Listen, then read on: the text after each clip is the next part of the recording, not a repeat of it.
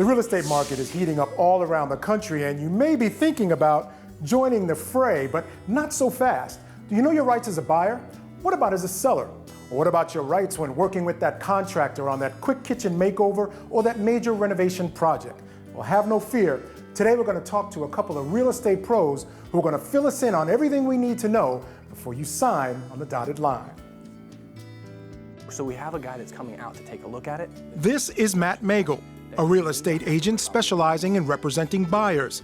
This is Rob Chavez, primarily a listing or seller's agent.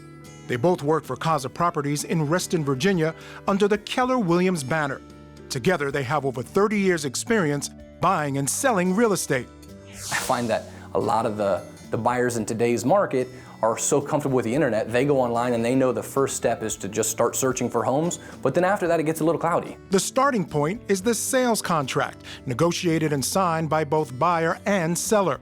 Great, but don't pop the champagne just yet. The house isn't really sold yet. That's right. That's a great point. Because a lot of times people are ready, they're packing, they're leaving, they're moving to California, and it's not sold yet. And there are so many landmines throughout the entire contract that if you don't know all those little things, you're at a disadvantage. Landmine number one is the seller must be aware that along with each of the buyer's obligations comes an out, allowing them to easily get out of the contract before actually forking over any cash. For instance, the home inspection contingency. If the home inspection is completely clean and the property shows that there are no issues, it doesn't matter. All you have to do to void the contract and retain your entire deposit is simply provide a copy of the report and a notice voiding the contract. Buyers also have outs if financing doesn't come through or if they don't like any of the HOA rules. And if you think they have to give up their earnest money deposit, think again. Sellers might be like, oh, well, they got out because of the home inspection.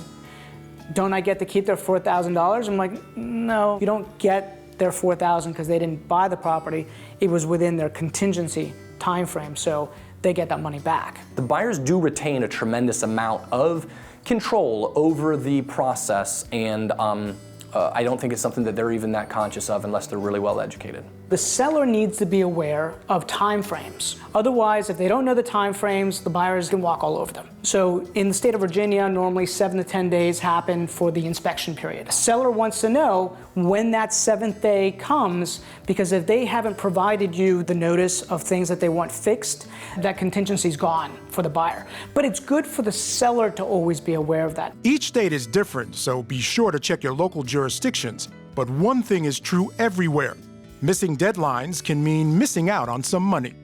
So you've heard some information about buyers and sellers and what they need to know, but what about if you want to work with a contractor? It can be a bit rough for the newcomer to work with a contractor, but if you know your rights, you can smooth that out just a little bit. Here to help us with that is Lance Pershaw. Lance works with Casa Properties and Rob Chavez and Company. He works in their renovation division. And so let's say I do sign a contract with that contractor. What are some of the first things I need to think about? You want to read the language of the contract and make sure that it is equitable. You want to make sure it's fair. You want to make sure that you retain some rights, protect yourself, protect your house. It's your project. What are some of the things we can do as far as the language of the contract to shift it in our favor a little bit?